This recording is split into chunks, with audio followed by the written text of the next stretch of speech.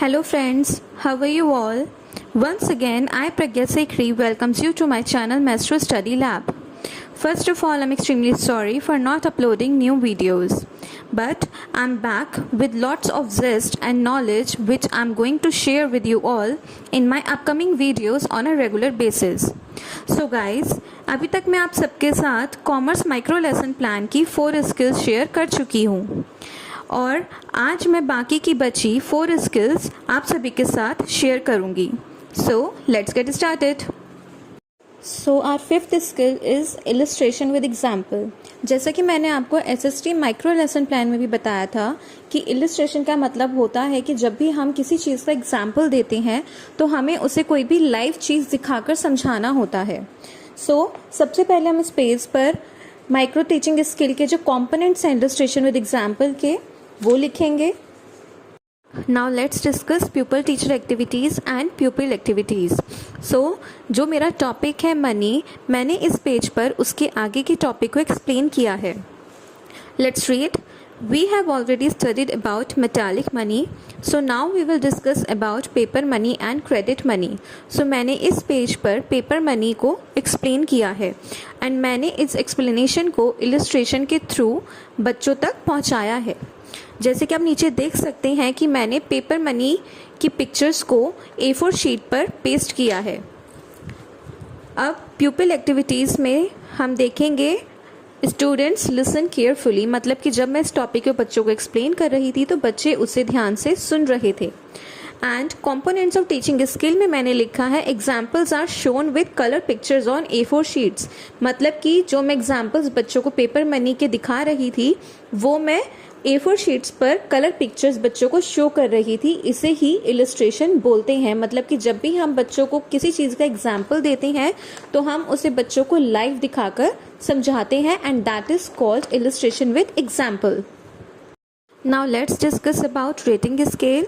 यहाँ पर मैंने अपनी स्केल को कितने अच्छे से परफॉर्म किया है उसके अकॉर्डिंग टीचर्स ने मुझे रेटिंग्स दी हैं. मतलब कि जो हमने कंपोनेंट्स, जो भी इस स्किल के कंपोनेंट्स हैं वही सेम कंपोनेंट्स हमें इस पेज पर भी लिखने हैं और उन स्किल्स को, उन कंपोनेंट्स को हमने अपनी टीचिंग में कितने अच्छे से यूज़ किया है, कितने अच्छे से परफॉर्म किया है उसके अकॉर्डिंग टीचर्स हमें रेटिंग्स देती हैं. Now come to the 6th micro teaching skill which is reinforcement. तो reinforcement का मतलब होता है मोटिवेशन. मतलब कि हम अपनी टीचिंग में जब भी बच्चों से किसी भी तरह के क्वेश्चंस पूछते हैं तो हम उसमें बच्चों को किस तरह से उन्हें रीइंफोर्स करते हैं या किस तरह से उन्हें हम कॉम्प्लीमेंट या मोटिवेट करते हैं, उसे ही रीइंफोर्समेंट कहते हैं. यहाँ पर रीइंफोर्समेंट माइक्रो टीचिंग स्किल के 8 कॉम्पोनेंट्स हैं वो हमने यहाँ पर लिखे हैं. Like positive verbal reinforcement, positive non verbal reinforcement. मतलब कि हम बच्चों को किस तरह से मोटिवेट कर रहे हैं, हम उनको पॉजिटिव मोटिवेट कर रहे हैं लाइक गुड, वेरी गुड, या फिर हम उनको नेगेटिव वर्बल रीइंफोर्स कर रहे हैं कि ये आपने ठीक नहीं बताया, this is wrong and what are you saying. So this is called reinforcement. Now come to the page pupil teacher activities and pupil activities. Pupil teacher activities में मैंने अपने टॉपिक मनी से रिलेटेड बच्चों से 6 क्वेश्चंस पूछे हैं जिनके answers मुझे बच्चों ने दिए हैं और मैंने उनके आंसर्स को प्यूपिल एक्टिविटीज़ में नोट डाउन किया है. अब यहाँ पर देखिए कि मैंने हर क्वेश्चन के नीचे बच्चों को रीइंफोर्समेंट दिया है. जैसे कि फर्स्ट क्वेश्चन है व्हाट इज़ मनी. बच्चों ने मुझे उसका जो आंसर दिया है उसके अकॉर्डिंग मैंने बच्चों को रीइंफोर्समेंट दिया है. व्हाट इज़ मनी के नीचे मैंने लिखा है गुड एंड ब्रैकेट में रिपीटिंग द स्टूडेंट्स आंसर. मतलब कि मुझे जिस भी स्टूडेंट ने जो आंसर दिया है मैंने उसके आंसर को रिपीट करते हुए उसे गुड बोला है, विच इज़ पॉजिटिव रीइंफोर्समेंट. इसी तरह बाकी के क्वेश्चंस में भी बच्चों ने मुझे जैसे आंसर दिए हैं मैंने उसके अकॉर्डिंग बच्चों को रीइंफोर्समेंट दिया है. यहाँ पर आपको एक बात ध्यान रखनी है कि जितना ज़्यादा हो सके आपको नेगेटिव रीइंफोर्समेंट से बचना है. मतलब कि बच्चे आपको चाहे कैसे भी आंसर्स दें, आपको ज़्यादा से ज़्यादा अवॉइड करना है कि आप उन्हें किसी भी तरह का नेगेटिव रीइंफोर्समेंट ना दें, क्योंकि इससे बच्चों का मोरल डाउन होता है और वो डिमोटिवेट भी हो सकते हैं.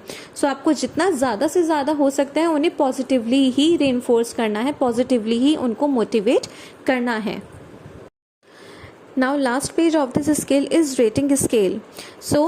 इस पेज पर टीचर्स ने मुझे मेरी परफॉर्मेंस के अकॉर्डिंग रेटिंग्स दी हैं। मतलब कि जो भी रीइंफोर्समेंट टीचिंग स्किल के कंपोनेंट्स हैं, उन सेम कंपोनेंट्स को हमें इस पेज पर भी नोट डाउन करना है और उन कंपोनेंट्स को मैंने अपनी टीचिंग में कितने अच्छे से परफॉर्म किया है उसके अकॉर्डिंग टीचर ने मुझे इस पेज पर रेटिंग्स दी हैं। Now come to the 7th micro teaching skill which is black board skill.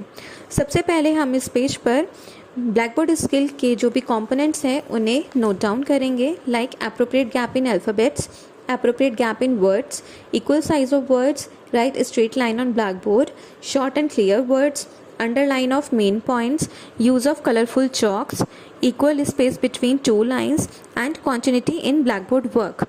मतलब कि जब भी आप ब्लैकबोर्ड स्किल यूज़ करेंगे, जब भी उसको परफॉर्म करेंगे तो इन सभी कंपोनेंट्स को आपको अपनी ब्लैकबोर्ड स्किल में शो करना होगा।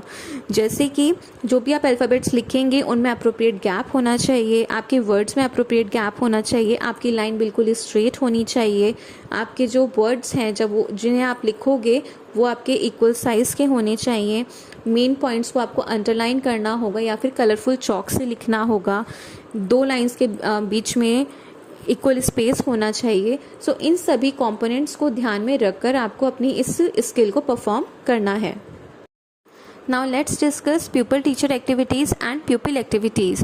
So as you can see कि मैंने pupil teacher activities में blackboard का miniature paste किया है।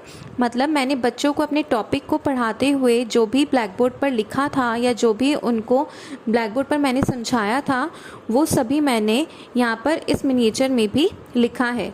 आपको सेम इसी पैटर्न को यूज़ करना होगा। लाइक लेफ़्ट साइड पर आपको डेट लिखना है, देन बीच में आपका सबसे पहले सब्जेक्ट होना चाहिए, देन उसके बाद टॉपिक होना चाहिए, एंड राइट साइड पर सबसे पहले आपको अपनी क्लास मेंशन करनी है, पीरियड मेंशन करना है एंड ड्यूरेशन भी लिखनी है। एंड उसके बाद मैंने बच्चों को जो भी ब्लैकबोर्ड पर लिखकर समझाया है वो सब कुछ मैंने यहाँ पर नोट डाउन किया है। एंड प्यूपल एक्टिविटीज़ में मैंने लिखा है that students listen carefully and students right main points in their notebook. मतलब कि जब मैं बच्चों को ब्लैकबोर्ड पर अपना टॉपिक समझा रही थी तो बच्चे उसे ध्यान से सुन रहे थे और मेन पॉइंट्स को नोट डाउन कर रहे थे। Okay, and please avoid this red markings because मैं यहाँ पर अपनी मिस्टेक्स को हाइड करने के लिए मैंने एक पेपर कटआउट पेस्ट किया था which was not correctly pasted. So ma'am ने उसके लिए मुझे कमेंट किया है, so please avoid it. Now let's discuss rating scale. As you all know कि रेटिंग स्केल पर आपको रेटिंग्स दी जाती हैं कि आपने अपनी स्किल को, उसके कंपोनेंट्स को कितने अच्छे से परफॉर्म किया है, कितने अच्छे से अपनी टीचिंग में आपने उसको यूज़ किया है, उसके अकॉर्डिंग टीचर्स के थ्रू आपको रेटिंग्स मिलती हैं। And our last micro teaching skill is closure skill. So basically closure skill का मतलब होता है कि आपने अपने 35 to 40 मिनट्स के पीरियड में जिस टॉपिक को भी पढ़ाया है उस टॉपिक को आप किस तरह से फिनिश करेंगे। सो इस पेज पर मैंने क्लोजर स्किल के 4 कंपोनेंट्स हैं उन्हें लिखा है। First is questions were asked to ensure consolidation of learned content. मतलब कि आप सबसे पहले बच्चों से अपने टॉपिक्स रिलेटेड 1 या 2 क्वेश्चंस पूछेंगे जस्ट टू चेक कि बच्चों को वो टॉपिक समझ में आया है या नहीं। देन उससे रिलेटेड जो भी होमवर्क है वो प्रोवाइड कराया जाएगा एंड जो आप बच्चों को होमवर्क देंगे वो आपका ईजी लैंग्वेज में होना चाहिए जिससे बच्चों को होमवर्क करने में किसी भी तरह की कोई परेशानी ना हो। आपके टॉपिक से हटकर या आपने जो भी बच्चों को एक्सप्लेन किया है उससे हटकर आपको बच्चों को कोई भी होमवर्क नहीं देना है। बच्चों की करंट नॉलेज से प्रीवियस नॉलेज को लिंक करते हुए आपको बच्चों को होमवर्क प्रोवाइड कराना है। Now let's discuss pupil teacher activities and pupil activities. आपको ध्यान रखना है कि जब भी आप क्लोजर स्किल की तरफ बढ़ेंगे तो सबसे पहले आपको अपने टॉपिक को समराइज़ करके बच्चों को बताना होगा। जैसा कि आप यहाँ देख सकते हैं कि मैंने प्यूपल टीचर एक्टिविटीज़ में लिखा है that today we have studied about money and its functions and the forms of money. कि मैंने आज आपको क्लास में मनी और उसके फंक्शंस और उसकी फॉर्म्स के बारे में पढ़ाया है। Now I am going to ask you some questions. और फिर उसके बाद आप अपने टॉपिक्स रिलेटेड बच्चों से 1 या 2 क्वेश्चंस पूछेंगे और बच्चे जो भी आंसर देंगे उस आंसर को आपको प्यूपिल एक्टिविटीज़ में लिखना होगा। And now as you can see कि प्यूपिल टीचर एक्टिविटीज़ में मैंने एक ब्लैकबोर्ड का मिनिएचर भी पेस्ट किया है। आप जो भी होमवर्क ब्लैकबोर्ड पर लिखेंगे उसके मिनिएचर को आपको प्यूपिल टीचर एक्टिविटीज़ में भी पेस्ट करना होगा। सो जैसे आप देख सकते हैं कि मैंने यहाँ पर बच्चों को होमवर्क में 3 क्वेश्चंस दिए हैं।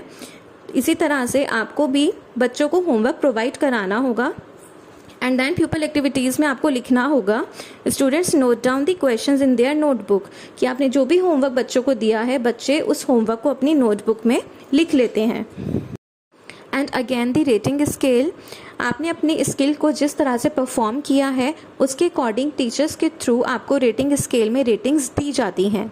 इस तरह से हमारी कॉमर्स माइक्रो लेसन प्लान की 8 स्किल्स आज ख़त्म होती हैं। अगर आपको इन स्किल्स रिलेटेड कोई भी कन्फ्यूजन या कोई भी क्वेरी है तो आप मुझसे कमेंट बॉक्स में पूछ सकते हैं। For more knowledgeable videos, please do like, comment, share and subscribe my channel. Thank you so much.